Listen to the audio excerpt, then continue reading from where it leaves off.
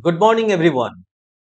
Today, I have taken up a topic which is very interesting.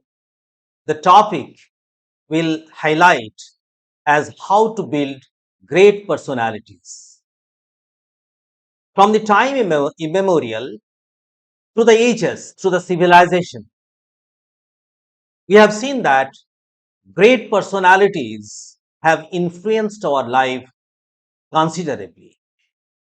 These personalities are our role models, and they have created a niche for them in their respective fields.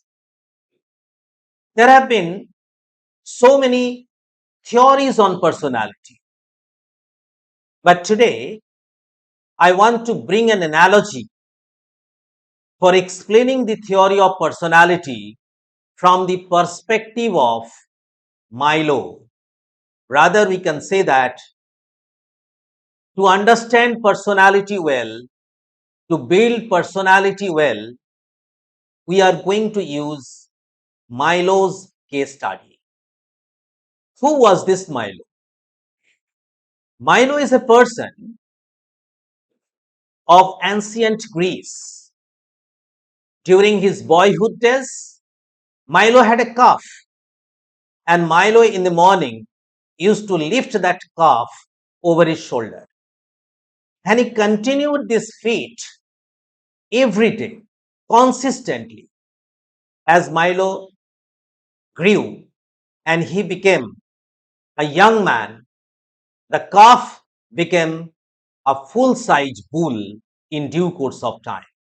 But as Milo never left this habit and consistently carried on, so he was able to put this big beast over his shoulder. This is how Milo gained his strength consistently, and he was able to bring many laurels in the Olympics in ancient Greece. Therefore, we can say that consistency and the incremental development of a person's strength can yield great results. Now, we are going to see what personality is. Now, what is personality?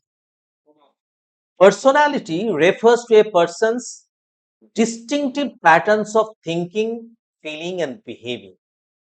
Therefore, we can say that personality is an admixture of three different components.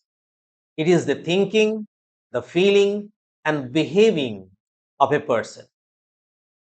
And it derives from a mix of innate dispositions and inclination, along with environmental factors and experiences.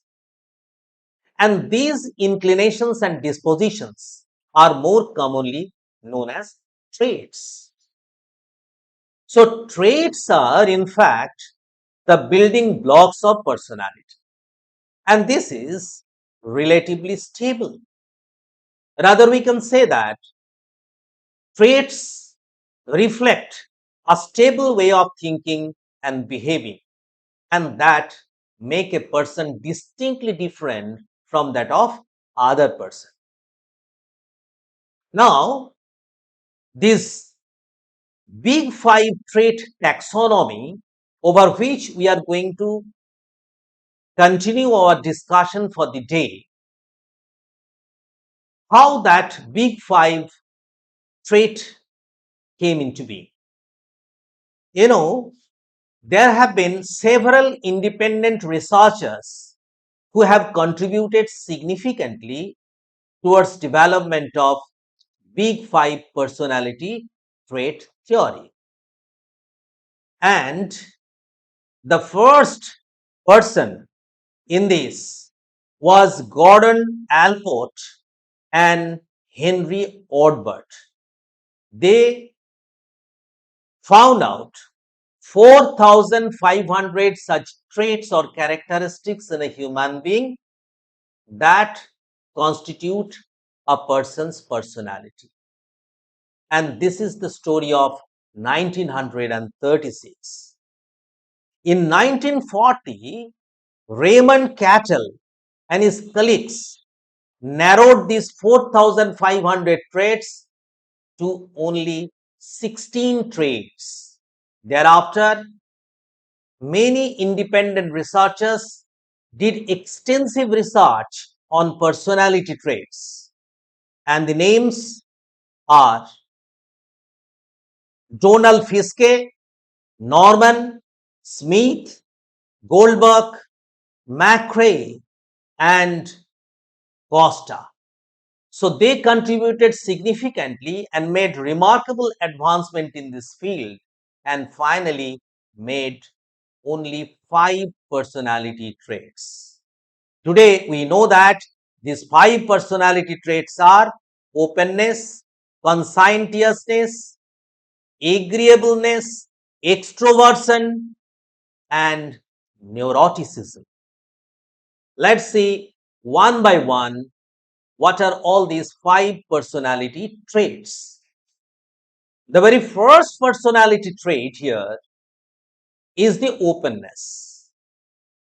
Openness is in fact reflects how a person is imaginative, how a person is creative, how a person is insightful, and how a person has the robustness and complexity in his or her mental life. Whether the person have intellectual curiosity in him or her or not. Those people who lack in this field are considered as close-minded. Big 5 personality traits, which is focusing on openness, thrives on all these traits in a human being. The next of its kind is the conscientiousness. Conscientiousness is a person's tendency to control impulses and act responsibly. In conscientiousness, it is seen how a person is thoughtful, how a person can control over his impulses, and these are the qualities required in a human being to imbue in him a great personality.